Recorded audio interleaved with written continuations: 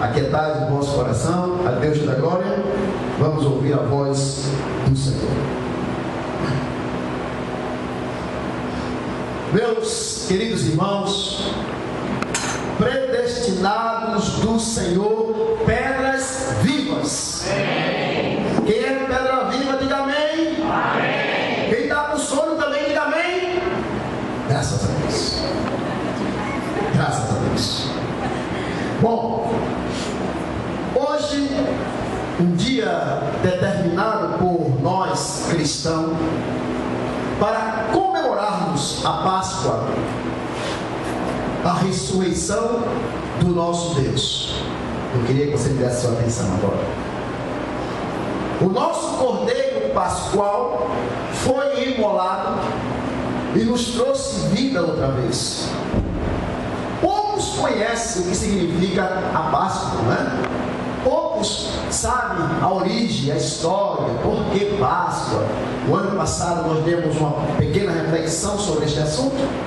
E infelizmente o mundo do comércio liga a Páscoa a coelho, a ovos, a presentes.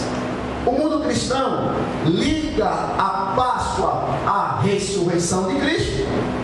E o mundo judeu, o povo israelita, eles que têm a origem da história, liga a Páscoa à saída do Egito. A palavra Páscoa significa passagem, a libertação do povo do Egito para a conquista de Canaã. Moisés atravessou o Mar Vermelho, do outro lado do mar ele sacrificou um cordeiro que representava o Filho de Deus, que se sacrificaria por nós, e então foi fundada a Páscoa. Nós hoje somos cristãos e comemoramos a Páscoa como a ressurreição do nosso Deus. É comum festejar sem saber porquê. Só trazendo a lembrança. A saída do Egito significava libertação. A morte e a ressurreição de Cristo também nos traz libertação. De que, pastor? Primeiro, do pecado. Estávamos todos mortos em delitos e pecados, e Ele nos deu vida outra vez. Então, pela sua morte, pelas suas pisaduras, nós voltamos a viver. Primeiro.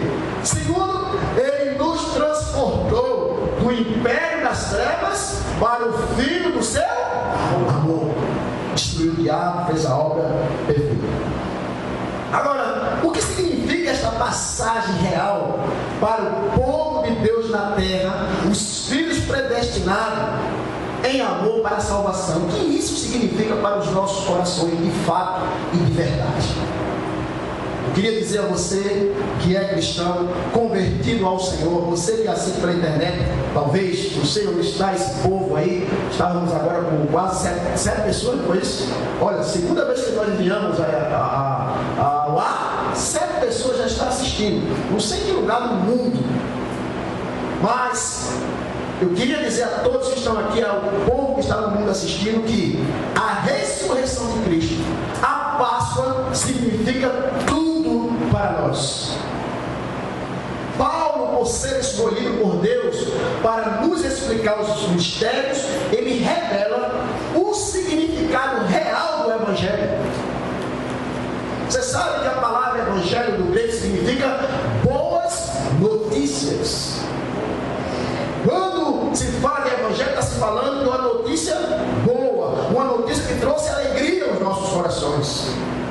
Assim que Jesus nasceu, não é? Os anjos apareceram aqueles pastores e disseram assim: eis que eu vos trago nova de grande alegria, nasceu o Salvador. Mas se ele tivesse só nascido e não tivesse sido sacrificado, o Evangelho não teria se completado. O Evangelho prometido tinha um significado muito grande, ele teria que se executar na sua totalidade. Nós vamos aprender um pouco sobre isso. E só através do Evangelho da Graça podemos descobrir verdadeiramente o que é o Evangelho prometido aos nossos antepassados, no caso os judeus. Com fé analisaremos os fatos, só para trazer lembrança. Eu tenho pouco tempo, vou a dissertar os fatos que nos trouxe este Evangelho, o Evangelho prometido. O que significa esse Evangelho?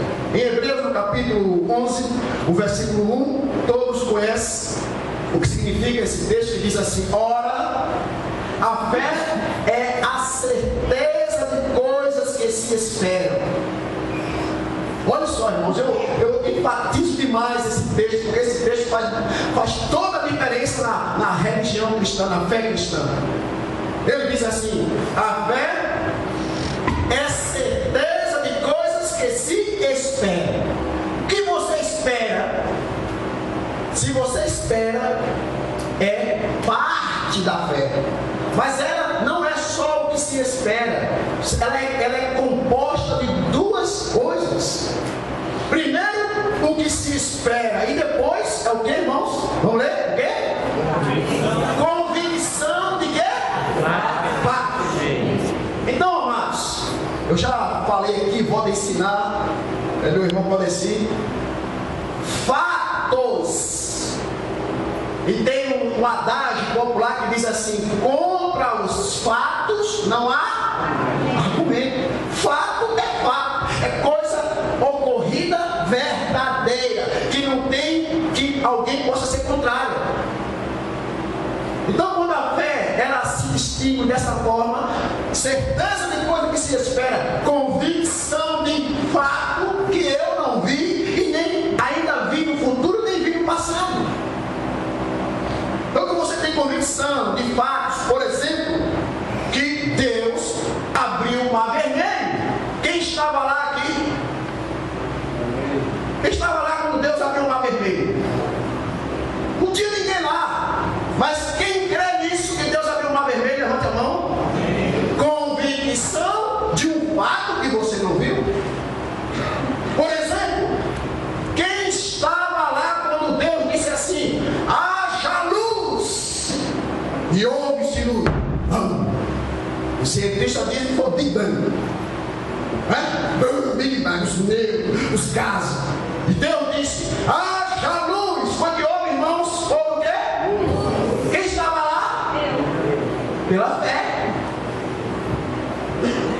Fé, certeza de coisa que se espera, convicção de fatos que não se viu.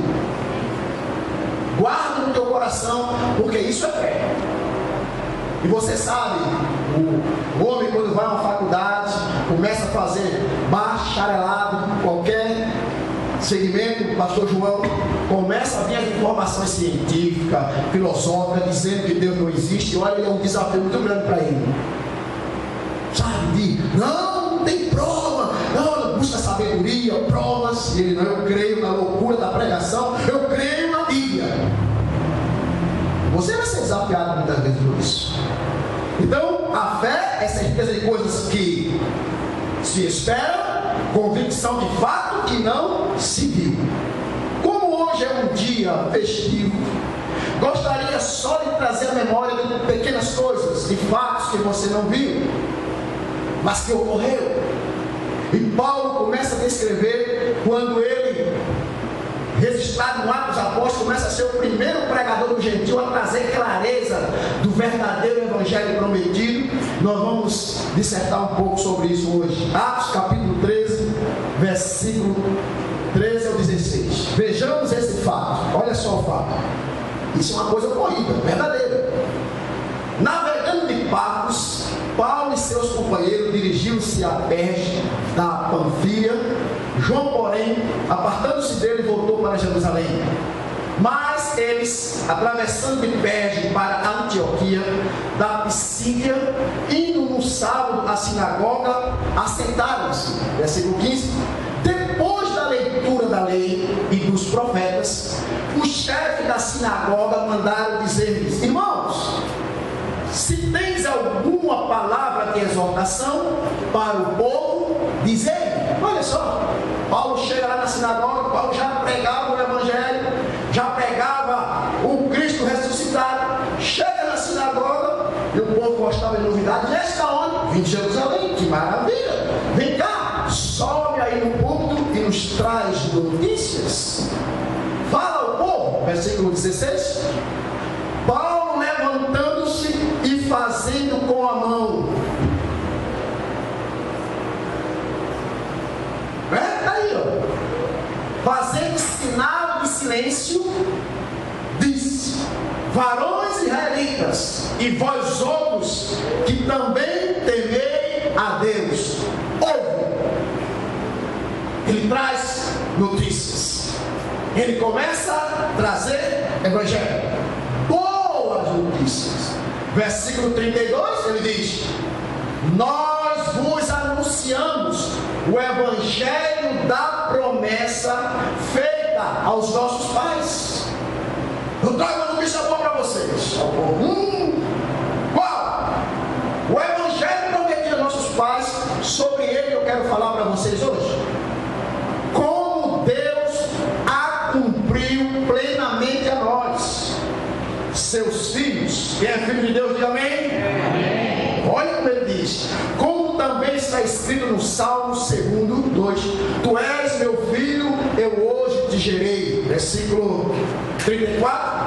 E que Deus o ressuscitou dentre os mortos, para que jamais voltasse à corrupção, como esse.